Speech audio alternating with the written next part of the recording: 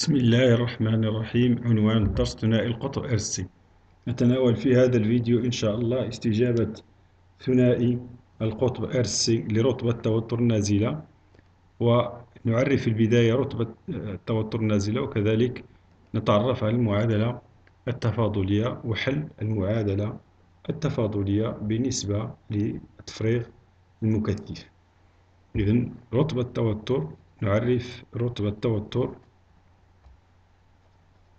النازلة.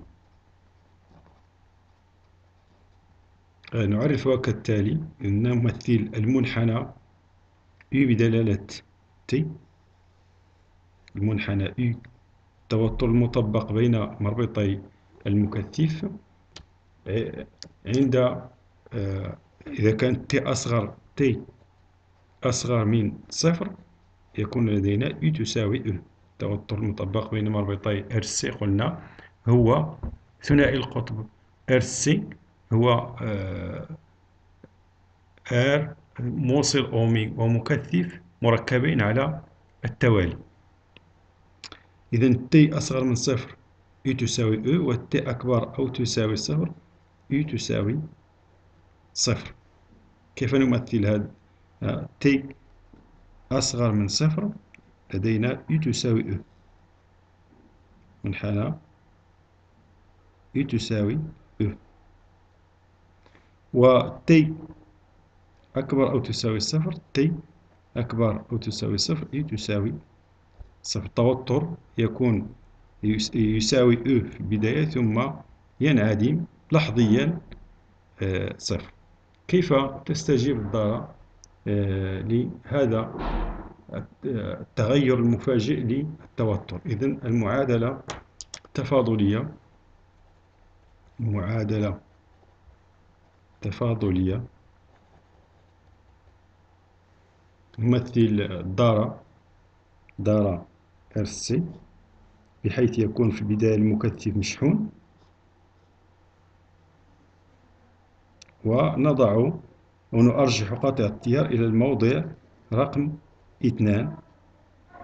من قاطع التيار في الموضع 2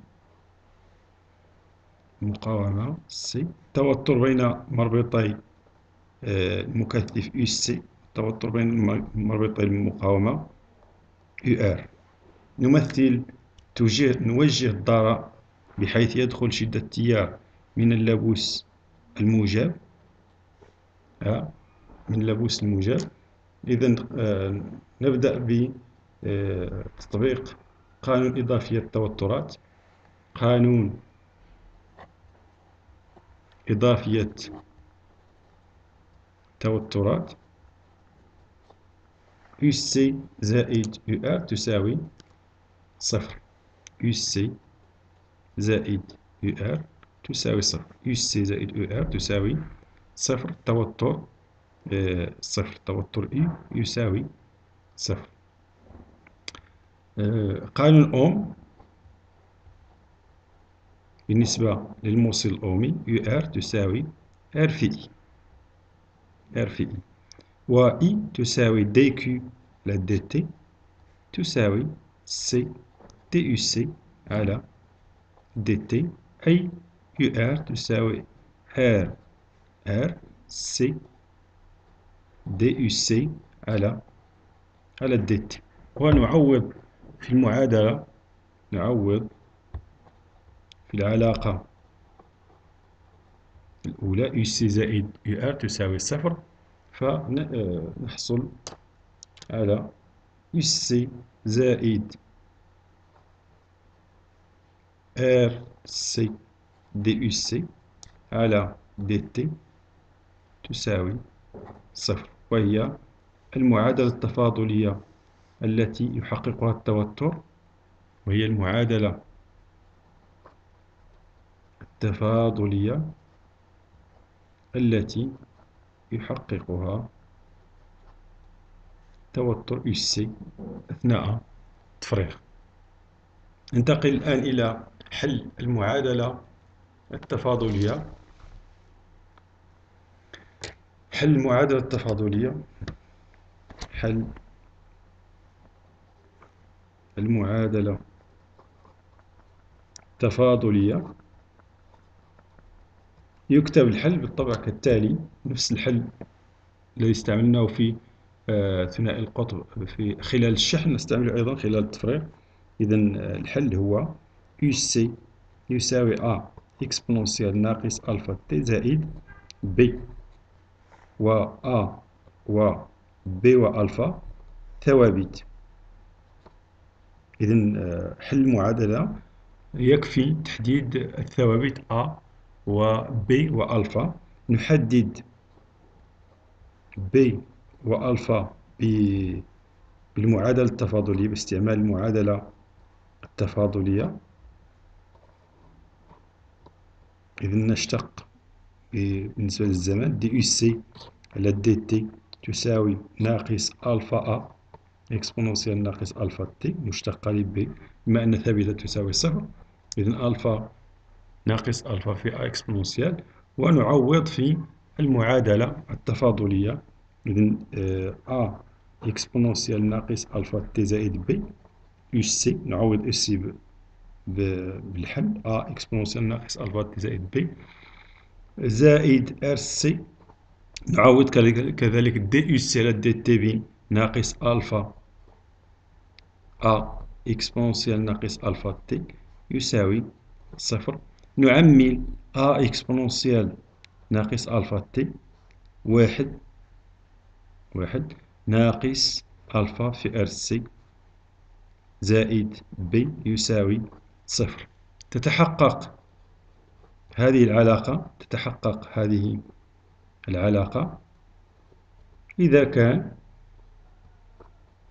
إذا كان أ بي يساوي صفر، واحد ناقص ألفا في ار سي، يعني العوامل تساوي صفر، ونحصل على قيمة بي تساوي صفر، وألفا تساوي واحد على ار سي. نحدد كذلك الثابتة أ باستعمال الشروط البدئية.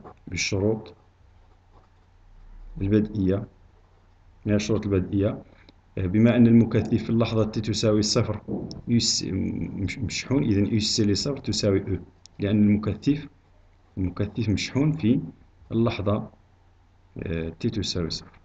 المكثف مشحون عند تي تساوي صفر. إذا نعوض في العلاقة يو سي لصفر تساوي أ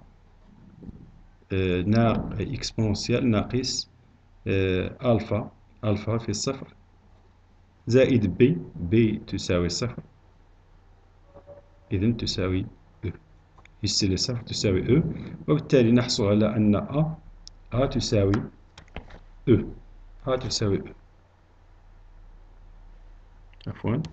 أ تساوي، إذن قلنا بأن نحدد أ بالشروط البدئية. يو سي لصفر تساوي أو، ولأن المكثف مشحون عند اللحظة التي تساوي صفر. نعوض يو سي لصفر، نحسب يو سي لصفر